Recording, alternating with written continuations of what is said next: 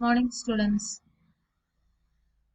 Next we will discuss about some keywords. That is final keyword. Final keyword is used with variables, methods and classes. There are different usage for the keyword final. It's used with the variable, then it can be used with a method and it can be used with a class. Next we will try to find out the details of these points. First, a variable.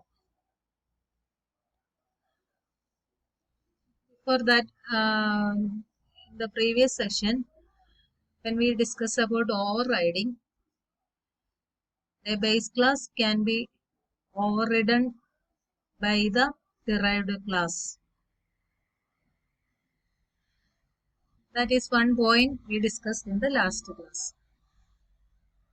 നമ്മൾ നേരത്തെ കണ്ട ചില കാര്യങ്ങളാണ് പറയുന്നത്. ഒരു base class derived ക്ലാസ്സിനെ override ചെയ്യുന്നു. Base ക്ലാസ്സിനെ ഡിറൈവ്ഡ് ക്ലാസ് ഓവർറൈഡ് ചെയ്യുന്നു. അതിനകത്തെ മെത്തേഡ്സോ മെമ്പേഴ്സോ ഒക്കെ സെയിം ആയെങ്കിൽ ഓവർറൈഡ് ചെയ്യുന്നത് ഡിറൈവ്ഡ് ക്ലാസ് ആയിരിക്കും. നമ്മൾ അതിനെ പ്രിവെന്റ് ചെയ്യാനുള്ള ചില കാര്യങ്ങളൊക്കെ പറയാമെന്ന് പറഞ്ഞിരുന്നു അല്ലേ. നമ്മളൊരു വേരിയബിളിന്റെ കൂടെ ഒരു ഫൈനൽ എന്നുള്ള കീവേഡ് യൂസ് ചെയ്യുകയാണെങ്കിൽ ആ വേരിയബിൾ ഒരു കോൺസ്റ്റന്റ് വാല്യൂവിന് ഇക്വലന്റ് ആയിരിക്കും. നമ്മൾ CPP പഠിച്ച കോൺസ്റ്റ് കീവേഡിനോട് ഇക്വലന്റ് ആയിരിക്കും. ആ വാല്യൂ ചേഞ്ച് ആകത്തില്ല. നമ്മൾ സാധാരണ ഇപ്പം കോൺസ്റ്റ് പൈ എന്നൊക്കെ പറഞ്ഞു കൊടുക്കാറുണ്ട്. പൈയുടെ വാല്യൂ നമുക്ക് എപ്പോഴും ഫിക്സ്ഡ് ആണ്. അങ്ങനെയുള്ള ഫിക്സ്ഡ് വാല്യൂയിലാണ് നമ്മൾ ഫൈനൽ കീവേഡ് യൂസ് ചെയ്യുന്നത് വേരിയബിളിന്റെ കൂടെ. ഇനി നിങ്ങൾ ഒരു മെത്തേഡിന്റെ കൂടാണ് യൂസ് ചെയ്യുന്നതെങ്കിൽ സാധാരണ നമ്മൾ പറയുന്നത് എങ്ങനെയാണ്? All methods and variables can be overridden by default in sub class. നമ്മൾ ഈ ഓവർ റൈഡിങ് പ്രിവെന്റ് ചെയ്യണമെങ്കിൽ അവിടെ നമുക്ക് ആ ഫൈനൽ എന്നുള്ള കീവേഡ് യൂസ് ചെയ്യാം. അപ്പം ഓവർ റൈഡിങ് പ്രിവെന്റ് ചെയ്യണമെങ്കിൽ നമുക്ക് ഫൈനൽ കീവേഡ് യൂസ് ചെയ്യാം. പിന്നെ നമ്മൾ ക്ലാസിന്റെ കേസിൽ പറയുകയാണെങ്കിൽ ഒരു ക്ലാസ് സബ് ക്ലാസ് ചെയ്യണ്ടായെങ്കിൽ അതിനെ നമുക്ക് ഫൈനൽ കീവേഡ് കൊണ്ട് റെപ്രസെന്റ് ചെയ്യാം. അപ്പൊ ഈ ഫൈനൽ കീവേഡിന് ഓരോ ടൈപ്പിലുള്ള യൂസേജ് ആണ് ഓരോ സ്റ്റേജിലും കാണുന്നത്. നോക്കാം ഓരോന്ന്. അപ്പൊ ഇവിടെ നമ്മള് ചെറിയ നറേഷൻ കൊടുത്തിരിക്കുന്ന നോക്കാം. Final keyword can be applied with the variables. A final variable that have no value, it is called blank final variable or uninitialized final variable. Final variable with no value അതാണെങ്കിൽ blank final variable or uninitialized final variable എന്ന് പറയാം. It can be initialized in the constructor only. Initialization only constructor only. The blank final variable can be static also, which will be initialized in the static block only. ഇത് നമ്മളൊരു അതിന്റെ ഒരു variation പറയാണ്. Blank final variable or uninitialized final variable എന്ന് പറഞ്ഞാൽ ഇത് no value, അതിനെയാണ് നമ്മൾ അങ്ങനെ പറയുക. അത് നമുക്ക് ഇനിഷ്യലൈസ് ചെയ്യാനായിട്ട് നമ്മൾ കൺസ്ട്രക്ടർ ആണ് യൂസ് ചെയ്യുന്നത്. Next, if you make any variable as final you cannot change the value of final variable. അതാണ് ഞാൻ പറഞ്ഞത്. നമ്മൾ കോൺസ്റ്റ് കീവേഡിനോട് ഈക്വലന്റ് ആയിട്ട് ഇപ്പം പൈയുടെ വാല്യൂ നിങ്ങൾക്ക് ചേഞ്ച് ചെയ്യേണ്ടായെങ്കിൽ അത് നമ്മൾ final float pi equal to 3.14 എന്ന് കൊടുത്തു കഴിഞ്ഞാൽ അത് എവിടെയും അതിന്റെ വാല്യൂ എന്തായിരിക്കും? പൈ നമ്മൾ യൂസ് ചെയ്ത് കഴിഞ്ഞാൽ 3.14 എന്നുള്ള വാല്യൂ കിട്ടും. അങ്ങനെയുള്ള വാല്യൂസ് നമ്മളപ്പം ഫിക്സ്ഡ് ആയിട്ടുള്ള വാല്യൂസിനാണ് ഫൈനൽ എന്നുള്ള വേരിയബിളിന്റെ കൂടെ നമ്മൾ യൂസ് ചെയ്യുന്നത്. ക്ലിയർ ആയില്ലേ? ഇവിടെ ഒരു എക്സാമ്പിൾ ഒന്ന് നോക്കിയാണ്. ക്ലാസ് ബൈക്ക് 9 എന്ന് പറഞ്ഞിട്ട് ക്ലാസ് ആണ്. അതിനകത്ത് ഒരു വേരിയബിൾ കൊടുത്തിരിക്കുന്നത് സ്പീഡ് ലിമിറ്റ് ആണ്. അത് ഫൈനൽ എന്നുള്ള കീവേഡ് വെച്ചിട്ടാണ് കൊടുത്തിരിക്കുന്നത്. ഇനിഷ്യലൈസ് ചെയ്തിരിക്കുന്നത് 90 ഫിക്സ്ഡ് ആണ്. അപ്പം സ്പീഡ് ലിമിറ്റിന്റെ വാല്യൂ എന്ന് പറയുന്നത് എന്താണ്? കോൺസ്റ്റന്റ് ആയിട്ടും 90 എന്നാണ്. അതിന് ചേഞ്ച് വരാൻ പാടില്ല. അതൊരു ഫൈനൽ വേരിയബിൾ ആയിട്ട് കൊടുത്തിട്ടുണ്ട്. ഇനി റൺ എന്ന് പറഞ്ഞിട്ട് ഒരു മെത്തേഡില് ഈ സ്പീഡ് ലിമിറ്റിന്റെ വാല്യൂ ഇനിഷ്യലൈസ് ചെയ്തിട്ടുണ്ട് 400 എന്ന് പറയുന്നത്. ഇനി ഇവിടെ അതിന്റെ ഒരു ഒബ്ജക്റ്റ് ക്രിയേറ്റ് ചെയ്തു.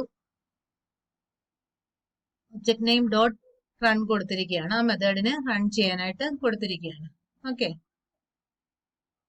ഇനി നമ്മളൊരു മെത്തേഡിനെ ഫൈനലായിട്ട് ഡിക്ലെയർ ചെയ്താൽ ഞാൻ ഓൾറെഡി പറഞ്ഞതാണ്, അതിനെ നമുക്ക് ഓവർ റൈഡ് ചെയ്യാൻ പറ്റില്ല. നമുക്ക് വലിയൊരു പ്രോബ്ലം ആയിരുന്നു നമ്മൾ ഇൻഹെറിറ്റൻസിൽ ഒരു ബേസ് ക്ലാസ്സിലും ഡിറൈവ്ഡ് ക്ലാസ്സിലും ഒരു സെയിം നെയിം ഉള്ള മെത്തേഡ് ഉണ്ടെങ്കിൽ ആ ബേസ് ക്ലാസിന്റെ നെയിം നമുക്ക് ഒരിക്കലും ആക്സസിബിൾ ആകുന്നില്ല. കാരണം എന്താ, ബേസ് ക്ലാസ്സിന് ഡിറൈവ്ഡ് ക്ലാസ്സിലെ ആ സെയിം മെത്തേഡ് നെയിം ആകുമ്പോൾ അത് ഓവർ റൈഡ് ചെയ്തു പോകും.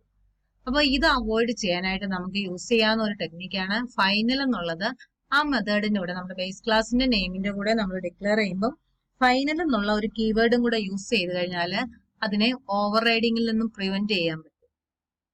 ഓവർ റൈഡിങ് ഓർക്കുന്നുണ്ടല്ലോ, നമ്മൾ ഇൻഹെറിറ്റൻസില് പേരന്റ് ക്ലാസ്സിലും ഡിറൈവ്ഡ് ക്ലാസ്സിലും സെയിം നെയിം മെത്തേഡോ സെയിം നെയിമിലുള്ളതും സെയിം പാരാമീറ്റേഴ്സും ആണെങ്കിൽ നമ്മളൊരു ഒബ്ജക്റ്റ് ക്രിയേറ്റ് ചെയ്ത് കഴിഞ്ഞാൽ ആ ഡിറൈവ്ഡ് ക്ലാസിന്റെ മെത്തേഡ് ആയിരിക്കും നമുക്ക് ഇൻവോക്ക് ആകുക, അല്ലെ?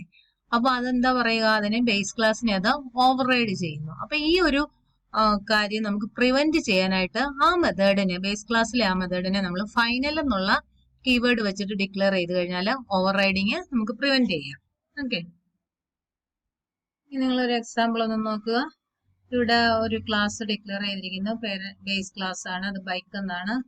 അതിനകത്ത് നമ്മളൊരു മെത്തേഡ് റൺ എന്ന് പറയുന്ന ഒരു മെത്തേഡ് ഉണ്ട്. അതുപോലെ തന്നെ ആ ക്ലാസ്സിൽ നിന്ന് ഡിറൈവ് ചെയ്തിരിക്കുന്ന ഒരു ക്ലാസ് ആണ് ഹോണ്ട എന്ന് പറയുന്നത്, അതിലും റൺ എന്നുള്ള മെത്തേഡ് ഉണ്ട്. അപ്പൊ നമ്മൾ ഈ ഹോണ്ട എന്ന് പറയുന്ന ക്ലാസിന്റെ ഒബ്ജക്റ്റ് ക്രിയേറ്റ് ചെയ്യുകയാണെങ്കിൽ നോർമൽ കേസിൽ നമുക്ക് ഇൻവോക്ക് ആകുന്നത് ഈ ഹോണ്ട എന്ന് പറയുന്ന ക്ലാസ് ആയിരിക്കും, അല്ലെ? ആ മെത്തേഡ് ആയിരിക്കും. അതായത് റണ്ണിങ് സേഫ്റ്റ്ലി വിത്ത് 100 km/h എന്നുള്ള ഒരു മെസ്സേജ് ആയിരിക്കണം വരേണ്ടത്, അല്ലെ?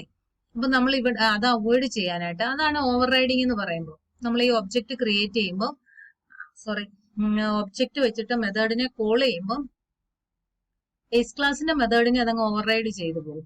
ഇവിടെ നമ്മൾ അത് അവോയ്ഡ് ചെയ്യാനായിട്ട് എന്താ ചെയ്തിരിക്കുന്നത്, ആ മെത്തേഡിനെ ഓവർ റൈഡ് ചെയ്യാതിരിക്കാൻ അതിനെ ഫൈനൽ എന്നുള്ള കീവേഡ് വെച്ചിട്ട് നമ്മൾ ഡിക്ലെയർ ചെയ്തിട്ടുണ്ട്. അപ്പൊ ഇവിടെ ആ ഓവർ റൈഡിങ് ഇവിടെ പ്രിവെന്റ് ചെയ്തിരിക്കുകയാണ് ചെയ്തിരിക്കുന്നത്.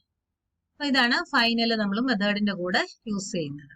ഇവിടെ നമ്മളൊരു ക്ലാസ്സിനെ ഫൈനൽ എന്ന് ഡിക്ലെയർ ചെയ്യുന്നു, ഓൾറെഡി പറഞ്ഞ ഒന്നും കൂടെ പറയാണ് മെയിൻ ആയിട്ട്. ആ ക്ലാസ്സിനെ നമ്മൾ ഫൈനൽ ആക്കി കഴിഞ്ഞാൽ എന്താ, അതിനെ പിന്നെ നമുക്ക് ഇൻഹെർട്ട് ചെയ്യാൻ പറ്റില്ല, അല്ലെങ്കിൽ അതിൽ നിന്ന് നമുക്കൊരു സബ് ക്ലാസ്സിനെ ക്രിയേറ്റ് ചെയ്യാനോ എക്സ്റ്റെൻഡ് ചെയ്യാനോ പറ്റില്ല. അപ്പൊ നമ്മൾ ഏതെങ്കിലും ഒരു ക്ലാസ്സിനെ ഫൈനൽ എന്നുള്ള കീവേഡ്, ഫൈനൽ ക്ലാസ് ആണെങ്കിൽ ഒരിക്കലും അതിനെ എക്സ്റ്റെൻഡ് ചെയ്യാൻ പറ്റില്ല. അതായത് ഇൻഹെറിറ്റൻസ് അവിടെ പ്രിവെന്റ് ചെയ്യാൻ പറ്റും. നമുക്ക് ഏതെങ്കിലും ഒരു ക്ലാസ്സിനെ ഫർദർ ഇൻഹെർട്ട് ചെയ്യുന്നതിൽ നിന്ന് പ്രിവെന്റ് ചെയ്യണമെങ്കിൽ നമ്മൾ ആ ക്ലാസ്സിനെ ഫൈനൽ ക്ലാസ് ആയിട്ട് ഡിക്ലെയർ ചെയ്താൽ മതി. നമ്മൾ ഫൈനൽ ക്ലാസ് നെയിം എന്ന് കൊടുത്ത് നമ്മൾ ഒരു ക്ലാസ് ക്രിയേറ്റ് ചെയ്തിട്ട് പിന്നെ അതിനെ എവിടെയെങ്കിലും ഇൻഹെർട്ട് ചെയ്യാനായിട്ട് ട്രൈ ചെയ്യുകയാണെങ്കിൽ, എക്സ്റ്റെൻഡ് കീവേഡ് വെച്ചിട്ട് പിന്നെ നിങ്ങൾ ട്രൈ ചെയ്യുകയാണെങ്കിൽ അവിടെ അതൊരു എററായിട്ടായിരിക്കും വരിക. അപ്പം അങ്ങനെയുള്ള ഒരു യൂസേജ് ആണ് ഫൈനൽ എന്ന് പറയുന്ന ക്ലാസിന്റെ കൂടെ. അപ്പം വേരിയബിളിന്റെ കൂടെ യൂസ് ചെയ്യാം, മെത്തേഡിന്റെ കൂടെ യൂസ് ചെയ്യാം, ക്ലാസിന്റെ കൂടെ നമ്മൾ ഫൈനൽ കീവേഡ് യൂസ് ചെയ്യാം.